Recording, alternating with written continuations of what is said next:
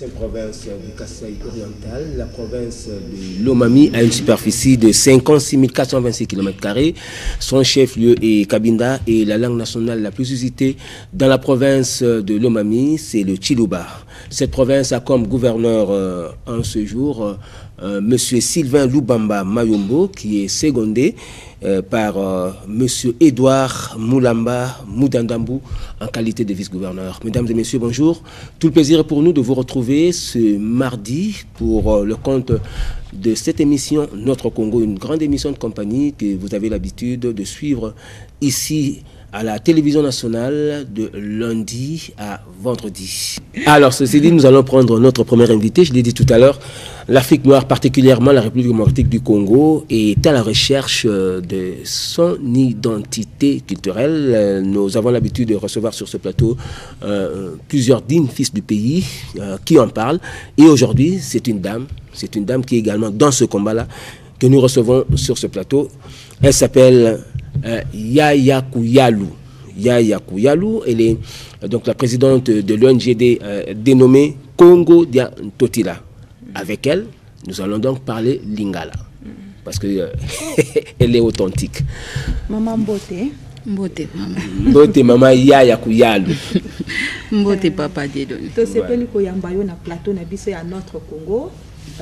tout habillé en femme africaine. Pour la recherche, il y a identité na biso intrinsèque, il y a biso baindo. Bongo maman les kanisiwane yeli ondengeni parce que je signale à nos téléspectateurs que maman Yalo Yaya vit à Londres, mais elle a eu ce souci de faire une introspection, de voir d'où vient ma culture, qu'est-ce que je suis en tant que noir. Yango tontoyeba et yeli ondengeni yom to vivana mikila poto. On dit makanisango bandaki awa avant que ne poto ou bien au soit qu'on a la poto. OK, matondo mingi. Makanisi banda vraiment ko banda nazala mwana muke nazala contre ba religion. Mais tellement nazala ki entouré ne toza bison tobota contre ba religion bapaya. Contre ba religion bapaya. Mais comme tobota ma bison na tobota mi atanke ba chrétien ne tolobata on na liboma mama ba oloba non et c'est le côté Seigneur ko sungo obota ma bien sans que tolobake mama aza makasi po bimisa parce que to huta na kati ba mama mais e bimaso bimi na libana ba bi to huti na mabele o ke to huta na kati ya liboma mama donc biloko wana nyoso pa nange banda ko lekelanga na mutu mais mo oloba na bato yete sote ba mono ndoki dans la famille bozaki bato ya religion ni na famille to bota ma biso ba chrétien famille na biso bazaki ba chrétien moi aussi j'étais chrétien famille musulmane religion musulmane bon musulman vraiment et pour nanga eyeye kalaté tu as la raison parce que ici na biso awa na biso RDC vraiment majorité oui. Donc après aller nazomona ba biloko musu eza normalité parce que des fois nazoyoka ba oloba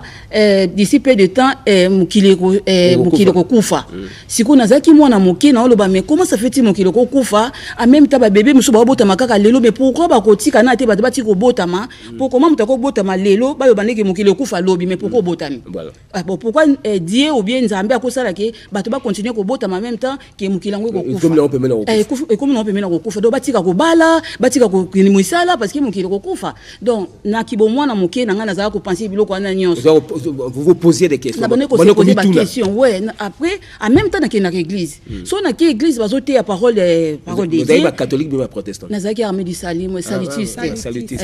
donc nazo ka bazote ya so batei parole de Dieu na bi mais à chaque fois so bazote ya oh Rebecca moko boye maman moko boye na bi mais oh Lazare ba sauva qui est dans Jésus mais Jésus a sauvé Lazare comment en même temps balobi azali le sauveur du monde comment ko sauver kaka Lazare parce qu'il azali beau-frère na yo Lazare azali ki beau-frère ya Jésus comment ko sauver kaka Lazare en même temps yo yé pour sauver tout le monde OK na cimetière mo bato bakufa musu batika bana na bango ba mama mususu batika bana oyo bango babane ko lesa famille bango babane ko s'occuper batata mususu mais il y a un cimetière qui a sauvé kaka moto mo kaka Lazare alobi ka Lazare lève-toi mais ce qu'on regarde dans tout ça nabi mais comment ça fait que sauver moto moko en même temps il y a qui pour sauver tout le monde mais en même et là mususu Lazare on va sauver qui mais surtout ni le Lazare le quoi va sauver na Jésus qui na akufa lisusu comment sauver nga lelo pour na okufa après 4 ans donc pourquoi otika ngate na continuer na vivre na zananga na mukila molimo donc babilo kwa na nyonso bana ko lekelanga na moto si to na yoko na mikina poto ne ko mona lokola ni ske to kimi nzala ou bien to kimi passe en Afrique to e na poto mais non mona comportement ba to dirait baza sou na problème no bazo sambela on dirait ti bazonga Afrique parce que to sambela Seigneur sunga na kende poto Seigneur sunga na koma mikili pona bonga mais ce que to ba komi na mikili ba tondi na église ko na bi asko boy sambela ni do bozonga na bi non donc na mona pas ça on kimi en Afrique on a donc s'il donc bozo ko le kaka Seigneur bozo continuer ko le la ce que comme que Seigneur sauve nous do ba sauver bango po ba bika mais ce ko tala ke tozo kufa kuna lokola babinzo donc bato bazo continuer ko kufa donc pona nga Seigneur azalaka te pa sauvera mutu te mutu na mutu fa se sauver donc yo croire en Jésus-Christ ko soko bimi lelo te na croire te a existera te soko bimi lelo esa musala soko lobi ke non Seigneur nga na travailler te tilanga mbo na compte Oromona penza ba robambona mabango okoma lokola mutalibo mapo muta otelo mbo na compte azate donc il faut ôter les mains okene ko luka yomo donc ezana moto te okoko sauver mais Jésus-Christ peut appeler ça ba sala musala te non parce que ce que Jésus-Christ a pris ça yemo lo baki soko lingi ko sala musala soko lingi ko lia il faut sala donc soko lingi ko lia il faut sala musala mais soko yona lobi déjà on a très mauvaise interprétation non par rapport à ba chrétien de batiaka ke Jésus le sauveur nabiki nazaki maladie Seigneur ka le sauveur Seigneur comme to sunganga mais oza na opération ke luka médecin sali opération obiki donc pona ngai Seigneur ezaka ba médecin pona ngai Seigneur ezaka musala pona ngai Seigneur ezaka batu ba longola mutu na bango na ko pensaka ke batu nyonso ba koma na ba église parce que awa so yé na Congo tout le monde a qui dans l'église ko prier mais mité mama be Seigneur les sauveur mais au muta ko sauver yo azate so yo bon mi sauver donc opération ba osala on a docteur ba senga même pas docteur merci docteur ndeko sauver merci Seigneur donc tout ça wana ponanga batika est-ce que ndengo bandi komba na yo pona identité culturelle par rapport il y a le fait que ozo croire na religion chrétienne ozo sala combat ya toutes les religions pour moi c'est des business ils a business oui ozo croire na te oza athée. C'est ça. C'est quoi ozo ou bien ozo croire na nini. S'il vous plaît, n'a poser question non maman hein. Ozo croire na Jésus-Christ comme fils de Dieu, comme sauveur à monde. S'il vous plaît. Parce que musulman peut je crois que s'il vous plaît maman photo fongo la bande quoi parce que abimisi momo autant ça pour na yote voilà y en a tout là vous ne croyez pas en Jésus-Christ comme sauveur du monde comme fils de Dieu mais vous croyez quand même en Dieu nzambe vous croyez en nzambe mokeli ya mokeli bon ce qui te lobby des questions na biso question na ngona pour moi ndenge ya lobby parce que até ngai anakwaya kanelo côté até so to lobby até donc akwaka na nzambe te nzambe to lobaka nzambe en général Dieu en général ndeto benga até muto akwaka na été aza até siko to nto yeba oza até ndenge ya lobby ou bien oza até te okwaka quand même na nzambe bien ko kwaka na Jésus-Christ nga na kwaka na ba religion te. Donc ce qui est religion te même dit alors moi je crois pas ça. Ngana croire kana culture na biso. Culture africaine. Donc on a nos athées. Mais bino bato baksi ba kombo na ba athée ba nini. Donc on a lobi ke na croire kana culture na biso donc na croire kana tout ce qui oezo résister na mabele nanga. Mais vous rejetez tout ce qui est donc vous rejetez tout ce qui vient de Dieu. C'est la religion pour moi c'est ça ba business, ça mensonge donc yango ba yaka ko kanga esprit ya ba africain pour ba koma ba landa na bango oya ba paya pour bango ba dondwa nango quoi. Merci maman ya siko to progresser na ndenge yo croyaka na culture africaine. Ndenge nini na à travers structure na yo Congo diato tila olingi ko revaloriser culture wana. Mais oui. Nina revaloriser parce que bato ba ko est-ce que que ba nani ba même ba koko na biso oyo yoza ko évoquer lelo ba croire ba ça qui quand même la croyance il y a ba être mort to benga il y a être mort to benga suprême soko ke penda bino ba Congo so nzambi mpungu so ba nini ba bilo ma ndengwana hein bon et pas ba ngalo ba mongo surtout ka nzakomba hein et pas ba luba bino zanini vidi mukulu ozomana c'est-à-dire que ba koko ba on a quoi quand même la existence ya être moko suprême c'est-à-dire azako régir existence ya batu yo lobi donc normalement biso batu biso ba bantu tozali photo croire dans nature omoni nature ya mutu ezalo kwa mama africain nature mutu pesa biso ba force nyonso to ba yeli bino eloko moko ba pesa ngo ba kombo na tous les langues o bango ba pesi bino donc yango omona ba vidi mukulu ba banza komba ba biloko ani se obima par rapport ya die donc eza ba biloko te ke oh normalement fallait biso to croire nango bokoko na biso faut to croire na ki bokoko na biso yango na mteza force na biso après nature moi sanza mai banzete matiti yango na mtepesa biso force mais ce que to ba yilo video moko lolobi ke kombo makasi parce qu'ils ont identifié nga na monoko nanga mais zo kaneza ka lokuta tangi lune ce sont des astres non pona yo mutakela ngwazati nature mais oui nature ya bon la question on a posé qui par rapport ya ndenge nini Congo d'Antoti la ekosala que to revaloriser culture africaine. Bon, il y a personne Congo d'Antoti la bandaki yango ONG de créer na nini. Merci. En tout cas matondo mingi na mutuna wana ONG Congo d'Antoti la ebanda kala na bikaka na France. Donc to sala ba réunion na kati ba réunion to sangana ba to nyonso. To banzi yango na 2016. Bandi en 2016 ça fait 4 ans donc bientôt on a main tout ça là. Oui, non, avant ça, na banda déjà, na 2009, na banda déjà coupé sa message nanga na ba Congo miki na ba site belé na France, ba binga ils ba okamwate à travers l'internet. Donc oui, na pesa un message en tout cas majorité à peuple abika en Europe, ba binga ils a problème ba méga, peut-être on besoin ba information nanga te ba émission nanga te. Donc na banda kalatinde bato ba ko proposer tout ça la lisanga parce que les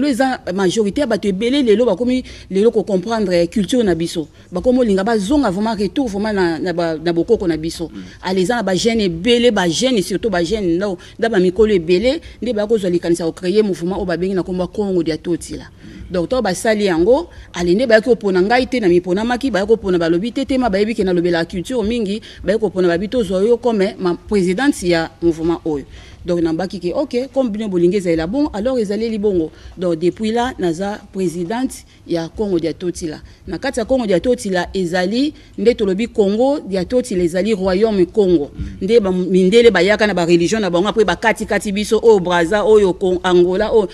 avant ezaki biso nyonso royaume Congo donc biso na kati ya Congo d'Antoti toza ba luba bangala ba donc mutu nyonso muso eto pona raté parce que to boy séparation wana to a besoin juste que to yeba ba valeur culturelle na biso. Alors na lingaki na yeba na Congo d'Antoti la bo sala mosala lolenge nini pour le souci na weza que to revaloriser culture africaine eza malamu mingi siko bo sala mosala lolenge nini. Bon pour le moment na Congo d'Antoti la to sala mosala pour na ne balobaka peuple tant azaya kolala il faut l'accès dane ni akofungola miso comprendre yi azanani pourtant yozo bakinga na bikaka par rapport ya ba religion mais nga no yebiso kinga depuis soki donc ne na utolo ba depuis ma naissance na bikaka na ba religion te mais nazo vivre donc yango na musato sala ya éveil donc to linga ko la musabatu to te ya ka nyonso ke so yena kati ya Congo d'Antoti to lakisa yo omoni po bika ezate ke ofu ba peso kisi ya ba mindele nde to lobaka bokoko ezanga dose ya mindele ezana ba dose ebele tongo midi pourquoi bokoko ba peso Congo bololo lobi non Congo bololo ezanga dose mais na bato bazo bik ba komi congolais comme kufa voir même na cancer o eza maladie monte fallait biso to belango congolais comme bela ba maladie ndenge ba foi ba nini ko kufa eloko pa parce que ba boyi ba culture na biso ba boyi kolanda ba biloko eza ba ya bokoko na biso donc yango na sko biso to zawana poto rappeler ka bato ke ba Ghanaiens bazana Europe mais ba vivaka na ba produit na bango ya Ghana ba nini ba nzete na bango eyaka bazo bika nango na mikili na poto même ba indien même ba chinois mais pourquoi biso ba congolais so ba bika nzete na biso to mona ngo ka kisi bondoki bani donc yango na ba biloko biso to telemela mingi na kati ya Congo d'Antoti la to yeba ya biso. Alors moni to za na image moko okendaki na village moko ba benga Masengi na Congo central on a okutana na bato ya village pour osolola bango mpe makambo auto biso na télévision aba soto rose wango Ramada Poki deuxième élément wana soto rose wango comme ça total musala maman zo sala na cadre ya ONG de Congo d'Antoti la ndenga solola na ba villageois Masengi ndenga na lati na yebi ke terre o eza vraiment terre chrétienne donc biso be to bosana ka bakoko te même atato yamba ya bapaya mais to ko bosana ka biso te to uta wapi donc yaonga na représenter ka bakoko o ya makolo mabele donc ina linga vraiment na za na image wana pe maloba nangeza pona bango pona makasi na biso so to vika ya bapaya to tiango liboso biso to mizongi sisima alors to avancer te il faut to yeba pe ke bakoko bazali pe to yeba pe lolenge na bango yango bomoni ngai avant na banana na tonda na liboso mokonza mboka awa tisato yi na bokoko to sapa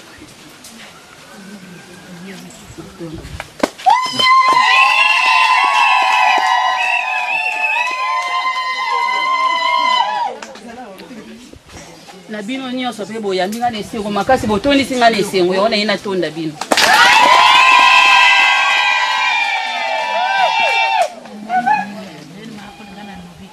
ingeta donc nakanisa koya na ngai awa ezali esengo mingi na kati ya motema on dirait lokola ndeti si nakoma deja nayokaka kaka ntango bambuta oyo natindaka awa Chabel na bofare na ngai ntango bayaka so babengi nga mpo bayebisa nga ndenge nini eleki namona on dirait naza na bino deja surtout ya suka ntango bayaki balobi bamama bapesi bakombo bamama bayebele esalaki nga esengo makasi biso oza na mikili na poto ngai kombo na nga ezali yaya kuyalo bakembisa nakanisa boyebi na bokoko yaya azali meme ata mwana biso ya mwasi ya moke azali yaya donc tosalaka bongo mpo na respect moto nyonso ase sentir ke azali moto oyo nyonso ya moke azali mbuta donc bango mpe ya mikolo baza bambuta donc yango nga na mibenga babengaka nga yaya kuyalo bakembisa ndenge na monoko ya babipa ya babengaka ser donc biso na bokoko tobengaka yaya atanke mwasi obie tokoki kobenga mama atanke mama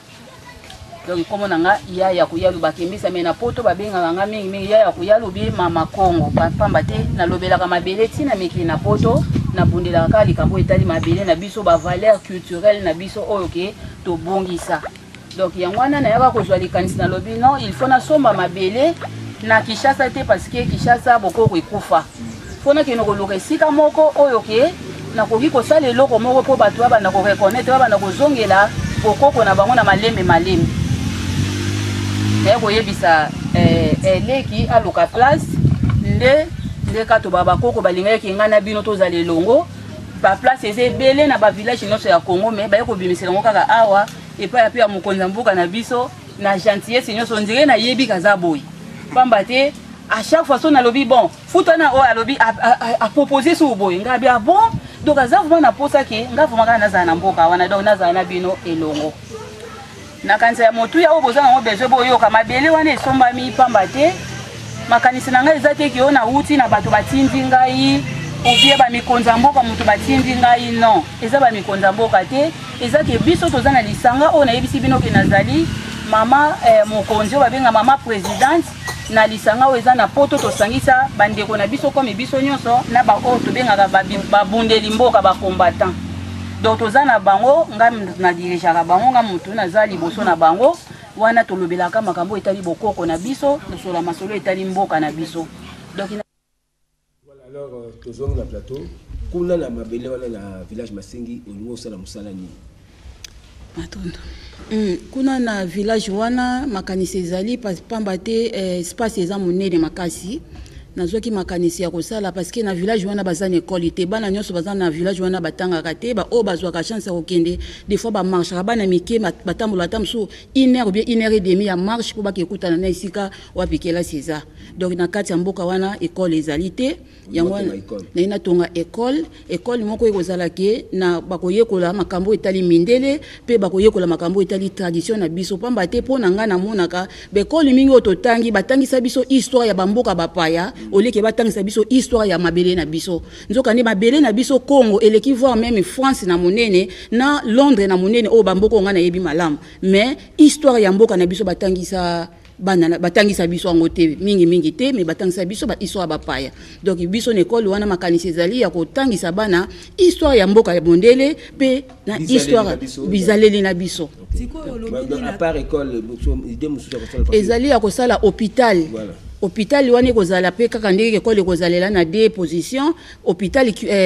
traditionnel na hôpital na ndenge ya oya ba mindele donc bakisi kozala bongo na ebandeli parce que peuple ayebi nanu te pende aye malamu après to bando yebise ke na kati ya mabele to zana banzete oyo esalaka ba novaligine na te so bobenga ngo ka bongo banzete esalaka ba pota libumu po mutabika banzete na nzete to kozwango kaka na kati ya mabele donc yango wana to kokabola bongo hôpital traditionnel na hôpital ya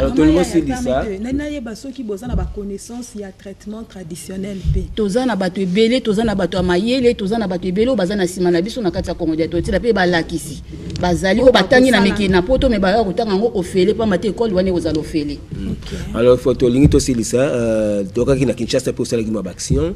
ozala ki na mabele ya changu to benga changu parce que bino bato poto linga ka subo kitika changu parce que ngana za mona changu na bota mi na changu na koli na changu na commune na njili alors tout ça le phénomène moko awa kuluna ozwaki likanisa okutana na bango po miko solo na bango ba tika mobulu ba zonga na nzela lisolo ngo zaki ndenge ni soko to to pa une illustration tant to solo là donc lisolo yango ezalaki ke à chaque fois so na ye omona bato bayebisa ngai kebaka mulili kotambola te bandeko mususu auta kuna yi auti miki auti na bamboka oyo tango kozonga mona zoyebisa ngai ke bane kotambola batelemisi bango na nzela bakati leki ne loboko bakati mutu boye à chaque fois tonga na oyo kaka makambo bongo nazoloba ke mabele na biso eza na bosoto. Donc pour nini bato bazo sa babiloko aboye donc yango nazoki likanisi na bi parmi ba raison nga oyo vraiment na kitelaki nga na kokutana kana bana wana na force ya bakoko baza kati na nga na kobanga bango te no kino kutana na bango comme ça na tuna bango posa na bango ezalaka ni comment bazo sala bato pasi boye donc yango wana nakutana kina oya njili kimbanzeke pe nakuta bayibisinga ya masina kuto kokomona baote parce que kuna pena baza makasi to mais o bozo mona ba image parce que ba image ya njili kimbanzeke eza na kata téléphone bimite o bozo mona eza ya masina kingasa donc on a kutana kina bango na solo la kina bango. Oui mais maman yala kuyalo ngala ebite mais makambo oyo bino bozo sala oyo kutana na bana wana baza considérer le n'était pas criminel banine. Est-ce que c'est une bonne démarche parce que moi je me rappelle dans le bango toujours tant on est un phénomène colonne bandaka le gouverneur de la ville de l'époque monsieur André Kimbota Yango le sénateur ici a sala démarche wana parce que le premier foyer à Bakuluna à la ville de Kinshasa les alaki quartier Mombele c'est même pas quartier Mombele na quartier Yolo na kati ya nini ya commune Kalamu akutani sa ba Mombele a solo na bango to bien ba zongisa ba nini ba arme na bango blanche ba machette ba couteau ba nini ameka ikutu pe ko sala était encadré bango mais et simbati vraiment est-ce que vous avez cette démarche moi malonga est-ce que cette démarche mourir malonga mais pourquoi ne pas les prendre bâti baron quelque part on les forme professionnellement ba ko la misala tout ça ba nini mais parce que tant on lobby bon ba kutana ina ba sala ki ba ko ça peut-être suivi ya bien za kité pamba te so bolandi ba image bien bana wana tonga na sona ba mwana pesinga kutu bana msu bazo silka pe ba olela ba lobby omoni ndengo ye bonga na so kutana na bananye parce que bana chaque fois bazo botama pour que ba pe mona génération pe ya bana bien ba koko no ba kobi ma bakuluna po bakuluna no surtout bazawana te bazaba no ba uti na nzela bien ba uti na balabala bauti na bandako mais oui bauti na bandako oui bauti na bandako mingi bapesi explication kuna balobi ke batu bazo kipe bango te batreta bango mabe en plus ko lia malonga te ba parents na bango bazana misala te bazana eloko offrir bango te yango netina bango babima bazana besoin ya aide soki mutakuta na bango a aider bango te donc la kisi peut-être suivi ezaki bien te mais nzoka ne soko yoki banana bazolela so bolandi babi tozana besoin aide mingi kutu bazo oyanjil bayiba ki ba téléphone ba maman baza pembe na bango jour ngana ki kuta na bango ba ke zongi la ba maman na ba téléphone donc baza bana mote ngana bina bango te est-ce que bobota ma po bosala mabe beaucoup fana mabe balobi te maman to bota ma te poto sala ka mabe to kufana mabe mais soki moto ndeti mwana makama oloba soki moto malamu asungi biso ndeti yo okomona ke tokotika na biso mais misali zebeli ngana lobi to yo okutena na bakulu na pardon misala lokwa neti ngana otamona kishasa na moni ba mabulu mais ba mabulu wana sikoso ni to dindi parce que to otamona njil voiture na biso ekoti na mabele na tala ba jeune mamo ba yebeli ba banzo bazui ba pa ba banzo longo ba olongola po ba laksa biso nzela to sisi to bazaki soki sisi to pesi bango ka soki 10 000